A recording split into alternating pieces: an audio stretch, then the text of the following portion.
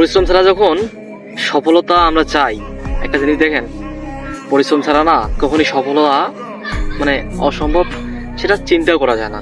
আমরা সকলেই সফল হতে চাই, কিন্তু নিজের ভাগ্যকে দোষ দিই বারবার। আমরা পরিশ্রম করি না, তবে পরিশ্রম না করেই সফল হতে চাই। আর যখন পরিশ্রম করি, একটু চেষ্টা করার পর যখন আমরা হেরে যাই, তখন নিজের ভাগ্যকে দোষ দিই। কিন্তু দেখেন, নিজের ভাগ্যকে দোষ দিয়েন না, চেষ্টা করেন বহুবার। কবি একটা কথা বলেছেন যে, একবার না দেখিলে দেখো শতবার, হাজারবার চেষ্টা করো, দেখো একটা বার না একটা বার তুমি সফল হবে। আর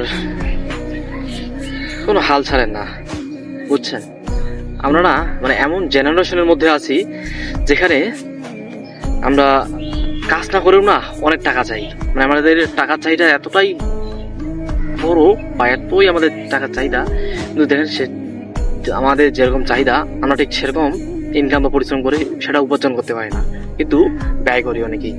তবে আমি বলবো, আপনার আমাদের যা বয়স, আমাদের যা সিচুয়েশন, এই বয়সে আমাদের হচ্ছে গিয়ে মানে যত টাকা আমাদের সেভ করা দরকার